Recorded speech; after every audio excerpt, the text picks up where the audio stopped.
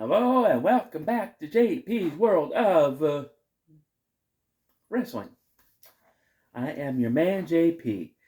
and today I'm continuing on with Jakks Pacific.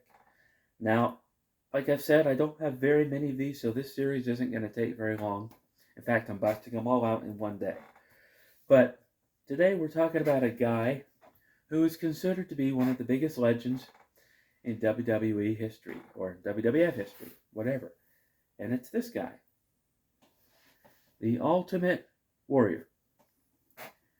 Now, this particular figure was one that I acquired later on.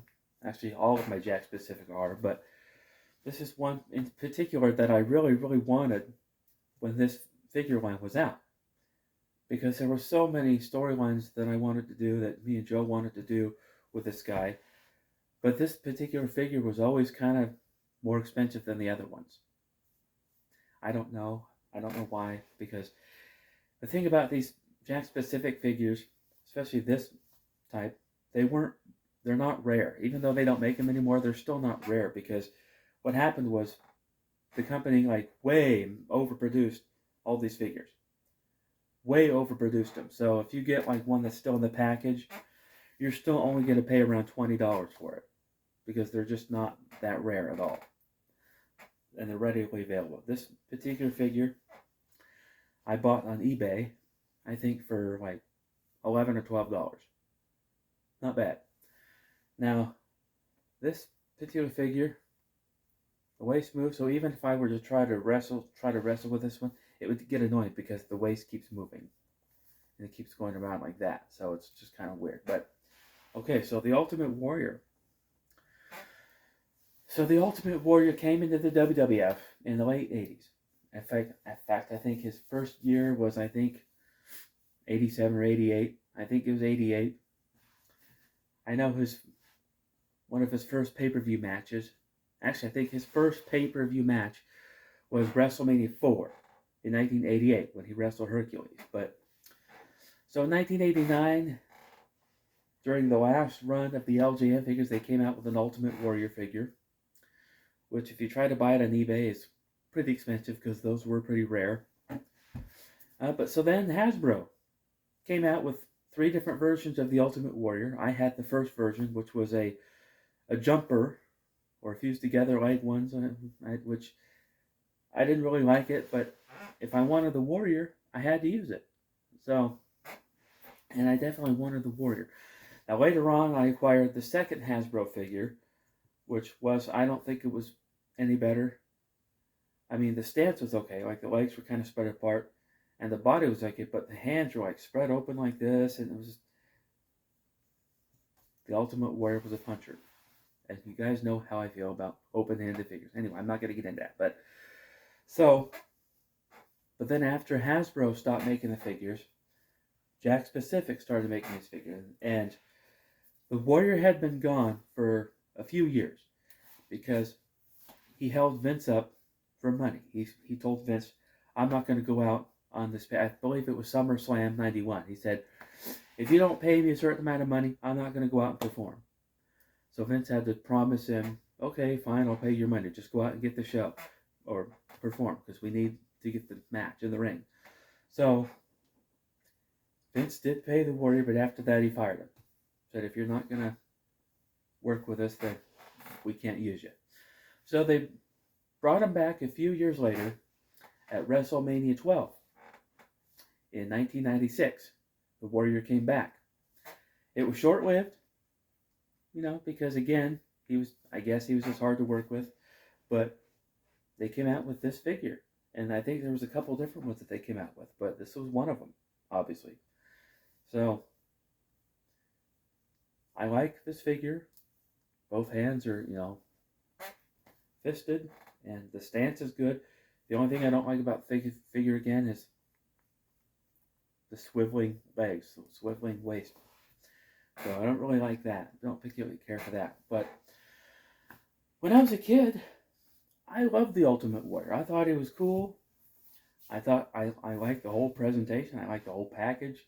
How he would the face paint and how he would run down to the ring and he would shake the ropes and he would run around the ring and he would do his version of hulking up, where he would start shaking the top rope and people would hit him and he wouldn't feel the pain, and then he would start like clotheslining him a bunch of times, and he would like gorilla press slam him. Then he would do his warrior splash, and he would win the match. Now, the Ultimate Warrior is one of the first guys ever that I ever saw that beat Hulk Hogan cleanly. He just beat him. You know, he did the splash at WrestleMania 6, and he barely got the 3 count, but he did get the 3 count.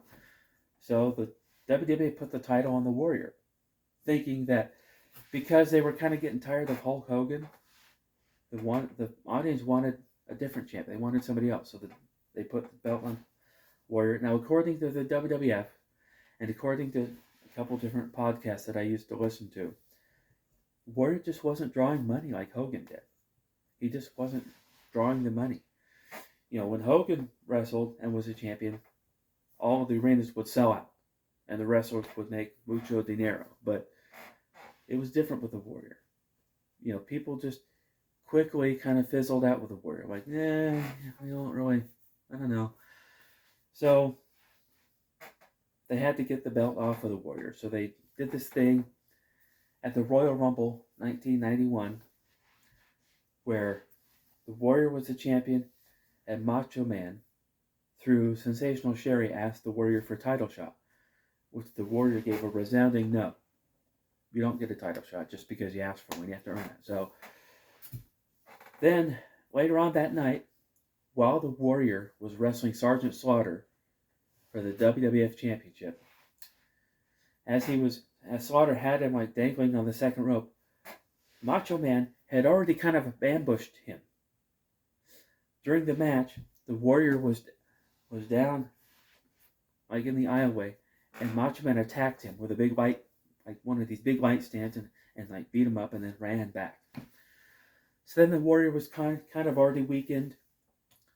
So then finally, you know, Macho Man came back to the ring, and Warrior got Macho down onto the floor. He went back into the ring. Slaughter got him dangling on the second rope. Macho Man took his scepter and hit the Warrior, which looked like a pretty stiff shot, if you look at it, because the scepter kind of shattered. And that kind of knocked the Warrior out cold.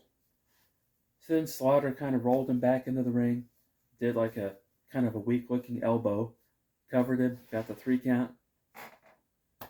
Warrior loses the title. But Warrior didn't really blame Sergeant Slaughter. He blamed Macho, so he ran back looking for Macho. And later on that night, when Macho Man was supposed to be in the Royal Rumble, he never came out. And so then Gorilla Monsoon pointed out that, maybe the Warrior chased him out of the building. And then Roddy Piper, who was also doing commentary, was like, that could be. That's probably what happened. That's the only reason why I could think of for the Warrior or for Macho not coming down into the Rumble. So, anyway. So, at WrestleMania 7, the Ultimate Warrior wrestled the Macho Man, Randy Savage, in a career match. So, honestly, the Macho Man probably should have won that match because it was only a few months after that when the Warrior was fired. But like I said, he came back in the mid-90s at WrestleMania 12, and he appeared on Monday Night Raw a couple times, but he really didn't last much longer. And so that's kind of when he went to WCW, and WCW tried to use him, but then he had this terrible match with Hollywood Hogan, and then he didn't last long in WCW either. So then the WWF put out this DVD entitled The Self-Destruction of the Ultimate Warrior. And basically all it was is a bunch of guys just kind of burying the guy, saying, he was hard to work with, he was stiff in the ring, and he had a bad attitude, and this and that. And I personally I've never worked with the Ultimate Warrior, but I have talked to the $1 Million Man, Ted DiBiase, and he kind of confirmed all the stories. DiBiase said, he was kind of unprofessional, and he was hard to work with, and he just didn't have any respect for the business. So, because of that, later on as an adult, I kind of fizzled out on the Warrior too. And I'm not trying to talk ill of the dead because he's no longer with us, but I can only go by what a real professional wrestler told me that has actually worked with him. But so, but later on, when Triple H was kind of had a little bit of, well, not he had a lot of pull in the WWE, and Triple H was instrumental in selecting who got put into the Hall of Fame. So Triple H kind of reached out to the Warrior and said, "Hey, I know there's some bad blood here, but we want to extend an olive branch. We want you to come in. We want to put you in the Hall of Fame, and just come out and visit the offices here. We'll roll out the red carpet for you. We want you to come back." So the Warrior reluctantly accepted. But I have to back up a little bit because before that, like a few years before that, the Warrior released a series of YouTube videos where he just kind of went off on a lot of guys, primarily Hulk Hogan, saying, Hulk Hogan's the real scum of the wrestling industry. He's the real guy that was hard to work with. He's the real guy that had a bad attitude. And he just went off on Hogan, just this big, long, like multiple video rant about it. So then fast forward several years later, he's at the Hall of Fame. Hogan is also there, but Hogan was told by Triple H, "Hey, don't talk with the Warrior. Let's not cause a scene. Let's just give the Warrior his moment." So Hogan agreed. He said, "Okay, yeah, man, I won't cause a problem." So then the very next day at WrestleMania, it's at this huge football stadium, and Hogan and his son Nick are just driving around on a golf cart around the backstage area of the stadium. So they just happen to be coming upon the Warrior's dressing room, where he's out there talking to somebody, and Hulk, he stopped the golf cart. He went over, and the WWF recorded the conversation where Hogan buried the hatchet with the Warrior and made up with him, and saying, "Look, man, I'm sorry about any pain I've caused you. I'm sorry about my part in your bitterness towards the business, and I just want to extend my hand and apologize to you and say that I'm sorry." And so the Warrior accepted his apology. He said, "Hey, look, I've said some bad things too, and I'm just as much to blame here." So they shook hands, they embraced, and they left things on a good note, which is good. Because the next night on Raw, the Warrior appeared and gave kind of this haunting speech where he said something along the lines of, "One day everybody's heart stops beating and they breathe their last breath." And I think it was the next day, or at least a couple days later, the Warrior was dead. And which is sad, but at least, he made up with the WWE, and at least, he came back and left things on a high note. And he left things to where the company could embrace him again, and where all his peers could embrace him again and accept him and bring him back in to the wrestling fold.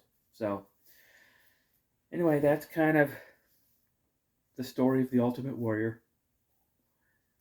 When he wasn't wrestling, he opened up his own gym and he started this, I don't know, this dextrose program. I don't know. I don't remember. And then he actually had an Ultimate Warrior comic book that he was selling. And anyway, but like I said, when I was a kid, I loved him. And this is his Jakks Pacific figure. It's a pretty good figure, except for like I said, the swiveling hips and everything. But yeah, the Ultimate Warrior.